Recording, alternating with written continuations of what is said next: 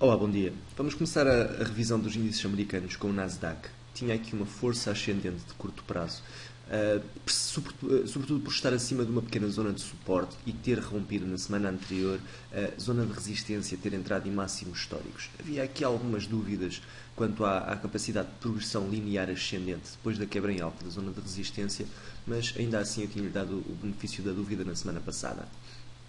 Se olharmos para o gráfico horário, vimos que deu aqui uma importante oportunidade de entrada, uma interessante oportunidade de entrada, na ativação deste duplo fundo. A partir do momento em que ele ativa o duplo fundo, mesmo não tendo entrado ainda no gráfico diário em forte sobrevenda, deu uma importante oportunidade de entrada, porque é um fundo que acaba por ser bastante claro e que tem uma projeção interessante do ponto de vista da relação entre o risco potencial e o ganho potencial. A projeção do duplo fundo, quando é assimétrico, como sabem, traça-se a partir do ponto de diagonalização dos dois mínimos, fica mais ou menos por aqui, por alto. Neste caso, o duplo fundo foi atingido em termos de projeção no ponto de resistência, uma pequena resistência que tinha aqui da descida anterior, e neste momento temos então o Nasdaq a progredir de forma ascendente, e poderá haver, por exemplo, uma nova retração aqui na aproximação a esta zona de resistência, mas até ver para já, tudo indica que o Nasdaq vai entrar novamente em máximos. Por isso, eu pessoalmente continuarei bastante otimista numa ótica de curto prazo e vou deixar então este sentimento para a próxima semana. No S&P 500 tivemos uma semana também interessante, não foi uma semana de progressão ascendente, mas também não se esperava isso.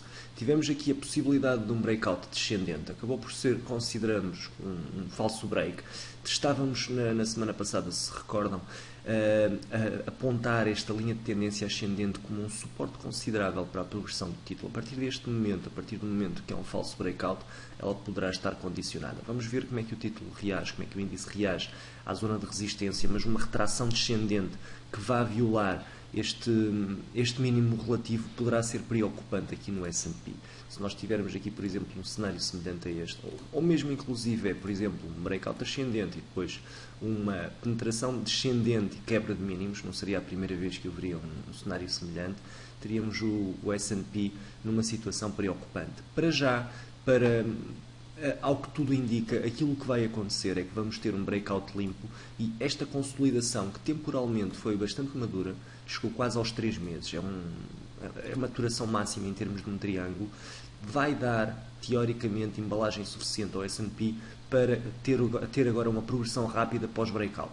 Vamos esperar que isso aconteça, vamos ver se isso vai acontecer, mas para já, ao que tudo indica, será esse o cenário aqui no S&P. Repare-se, no gráfico horário é um pouco mais evidente.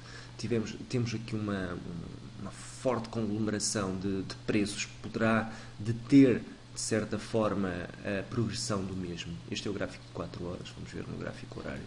O nível de ruído é ainda superior. Também neste caso tivemos aqui um pequeno duplo fundo, apesar de eu preferir o ponto de vista técnico do Nasdaq.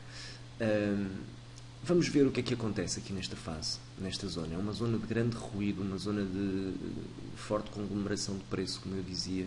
Vamos ver o que é que acontece, se o S&P consegue fazer o breakout.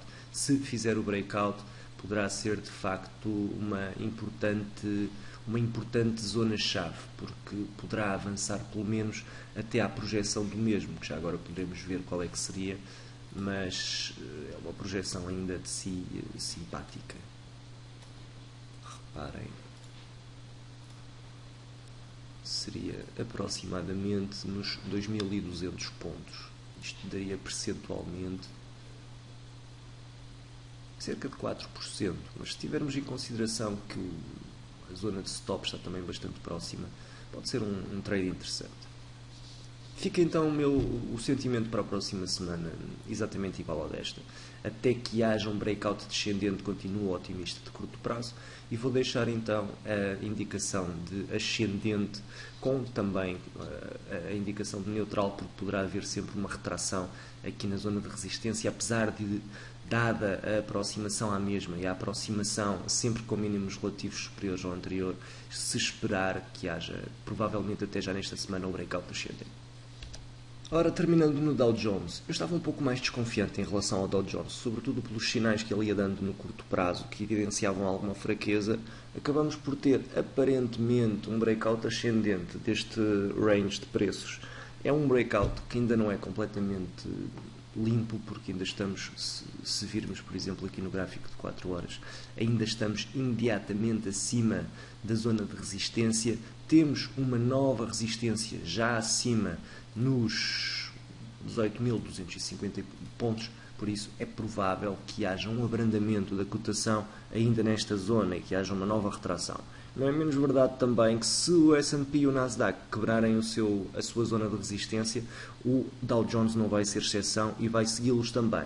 Por isso, é impossível dissociarmos estas duas lógicas. De qualquer forma, estou um pouco menos confiante em relação ao Dow Jones. Vou deixar para a próxima semana uma indicação de neutralidade e vou esperar para ver então o que é que acontece no mesmo. Bem, é tudo então por esta semana em relação aos índices americanos. Voltaremos na próxima semana. Muito obrigado pela atenção e um resto de bom fim de semana.